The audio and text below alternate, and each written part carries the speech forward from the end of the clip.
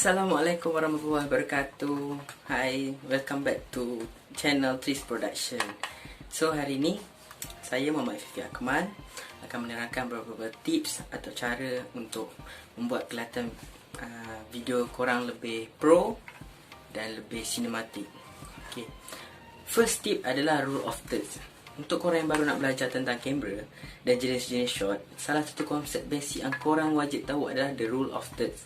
Okey, bahasa mudahnya, the rule of third ni adalah konsep dalam video dan produksi filem yang mana frame shot tu terbahagi kepada 9 section. So shot ni diibaratkan macam kedudukan mata kita adalah 1/3 dari bawah frame. Okey, korang kena pastikan subjek yang korang nak shoot tu terletak dalam ruangan point yang intersect tu.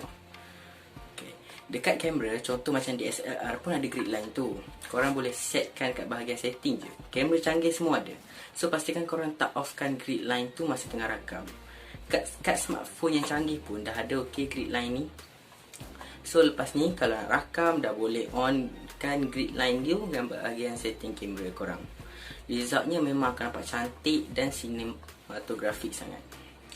Okay, tips yang kedua adalah guna lighting yang mencukupi. Okey, jika korang di luar dan hanya menggunakan cahaya matahari sebagai sumber lighting korang, lakukan syuting tersebut pada waktu pagi atau petang. Sebab pada waktu itu cahaya matahari lebih soft. Elakkan syuting ketika waktu panas terik kerana bayang-bayang akan terbentuk di bawah lekuk kening dan bayang-bayang di bawah hidung.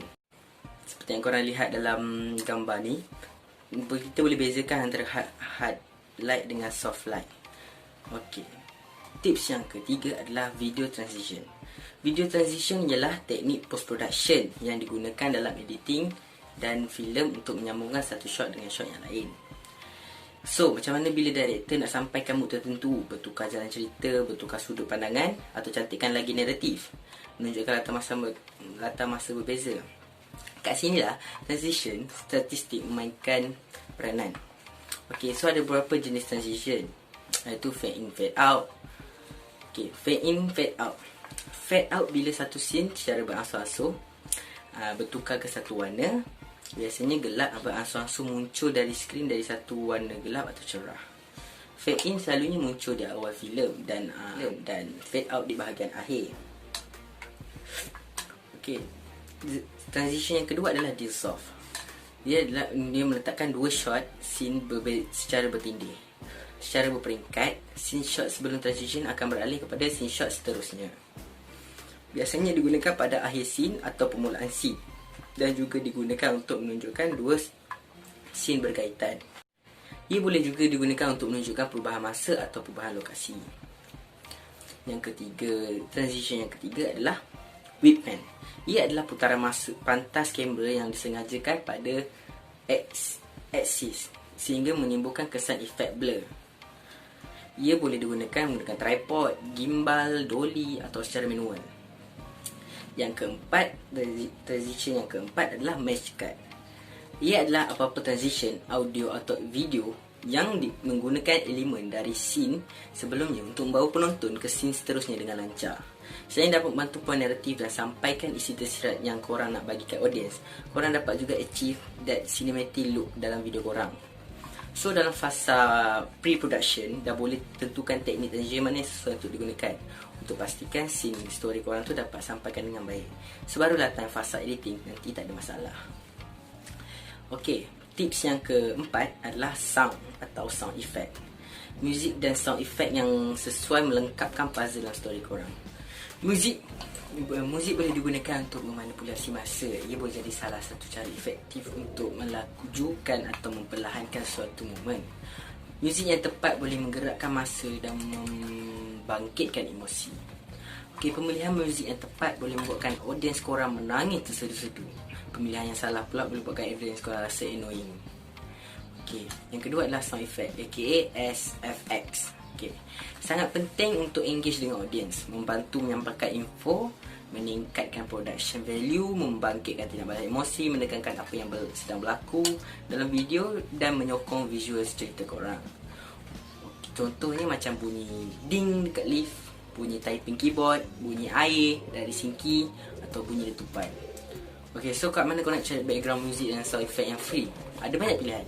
Even kat YouTube studio korang pun ada. yang kat bahagian audio library. Situ boleh download semua muzik dan sound effect free yang YouTube bagi. Selain itu korang boleh cari dekat incompetech.com. Situ pun macam-macam ada. Okey. Yang kelima adalah camera shot. Camera shot adalah elemen penting dalam filmmaking dan video production, yang mana ia menggabungkan pelbagai jenis shot, angle dan pergerakan kamera. Yang melalui gabungan ini bukan je membantu kuatkan jalan cerita korang, tapi juga dapat highlightkan spesifik emosi, idea dan pergerakan untuk setiap scene.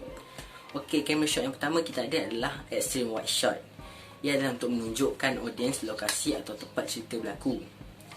Yang kedua adalah wide shot, menunjukkan environment sekeliling karakter atau objek. Ia juga menunjukkan kepada audiens dengan lebih jelas tentang scene tempat tersebut dan di tempat di mana karakter dalam video itu berada. Yang ketiga adalah full shot. Ia adalah untuk memfokuskan karakter dalam frame. Karakter dapat dilihat secara penuh dari kepala hingga hujung kaki. Shot ini menunjukkan pakaian yang dipakai oleh karakter dan perwatakan bagaimana karakter itu berjalan. Sebagai contoh, janggal, confident dan sebagainya. Yang keempat adalah medium wide shot. Shot karakter dari kepala hingga paras lutut. Ia menunjukkan pada audiens setting di mana scene cerita berlaku dan cukup untuk menunjukkan ekspresi wajah karakter dengan jelas. Yang kelima kita ada medium shot. Medium shot, shot dari kepala hingga ke paras pinggang, selalu digunakan dalam scene yang ada dialog. Audiens boleh lihat dengan lebih jelas body language karakter. Yang keenam adalah medium close up shot. Shot ini dari kepala hingga bahagian bahu. Ia digunakan untuk menunjukkan lebih banyak body language dan serta emosi atau ekspresi wajah karakter tersebut. Yang ketujuh kita ada close up shot. Close up shot adalah menunjukkan wajah karakter. Audiens boleh melihat lebih terperinci emosi karakter. Shot ini lebih memberi kesan kepada audiens untuk rasa apa yang karakter sedang rasa. Dan yang ke-8 yang terakhir adalah extreme close up. Shot ini yang di-highlightkan kepada spesifik bahagian wajah, sama ada menunjukkan bahagian mata atau mulut. Ia menunjukkan kepada audiens emosi karakter yang lebih intens dan selalu digunakan bila drama memuncak. Cerita Indonesia banyak guna ni. Okey, sampai di sini sahaja video kita pada kali ini. Okey, terima kasih kepada semua kerana menonton sampai habis. Apa pun, jangan lupa untuk subscribe YouTube kami, Terus Production, dan jangan lupa follow IG kami. Okey, kalau mana-mana yang korang yang belum tengok lagi video yang sebelum ni kami post dengan ini, korang boleh tengok lepas ni. Memang terbaik. Apa pun, terima kasih. Saya Fifi. Bye-bye.